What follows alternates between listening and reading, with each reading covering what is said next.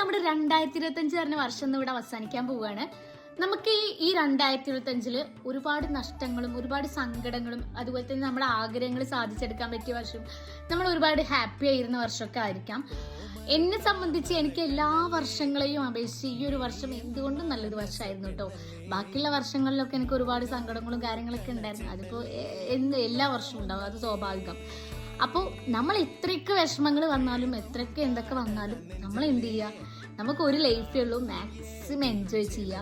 എനിക്ക് ഈ ഒരു വർഷത്തിൽ എൻ്റെ ഒരുപാട് ആഗ്രഹങ്ങൾ, എൻ്റെ ചെറിയ ചെറിയ ആഗ്രഹങ്ങളൊക്കെ സാധിച്ചെടുക്കാൻ പറ്റിയൊരു വർഷമാണ്. ഞാനെന്ന രീതിയിൽ എനിക്ക് നിൽക്കാൻ പറ്റിയൊരു വർഷമാണ്. അതുപോലെ തന്നെ ഞാൻ ഒരുപാട് പാറിപ്പറന്നൊരു വർഷം കൂടിയാണ്. എനിക്ക് ഭയങ്കര ഇഷ്ടം ഇങ്ങനെ പാറിപ്പറന്ന് നടക്കാൻ, അതൊക്കെ പറ്റിയൊരു വർഷം കൂടിയാണ്. എല്ലാ വർഷവും ഞാൻ പാറിപ്പറന്ന് നടക്കും കേട്ടോ. അപ്പോൾ ഇപ്രാവശ്യം കുറച്ച് അധികമായി എന്ന് മാത്രം. അതുകൊണ്ട് ഞാൻ ഭയങ്കര ഹാപ്പിയാണ്. ഇപ്പം ഞാൻ ഹാപ്പിയാണ് പറഞ്ഞില്ലേ, നാളെ ഞാൻ സങ്കടത്തിലാവും കേട്ടോ. കാരണം ദൈവം നമുക്ക് അങ്ങനെ തരുള്ളൂ. ഇന്ന് സന്തോഷമാണെങ്കിൽ നാളെ സങ്കടം, അത് സ്വാഭാവികമാണ്. നമുക്ക് സങ്കടങ്ങൾ, സന്തോഷങ്ങൾ, വിഷമങ്ങളൊക്കെ തന്നുകൊണ്ടിരിക്കും.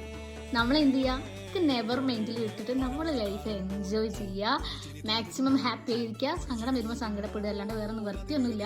സങ്കടം വരുമ്പോൾ സങ്കടപ്പെടുക, സന്തോഷം വരുമ്പോൾ സന്തോഷിക്കുക. അപ്പോൾ എല്ലാവർക്കും അടുത്തൊരു വർഷം, അതായത് 2026 നല്ലൊരു വർഷമാവട്ടെ. ഒപ്പം എനിക്ക് നല്ലൊരു വർഷമാവട്ടെ. അപ്പോൾ ഹാപ്പി ന്യൂ ഇയർ എല്ലാവർക്കും. Happy new year. Bye bye.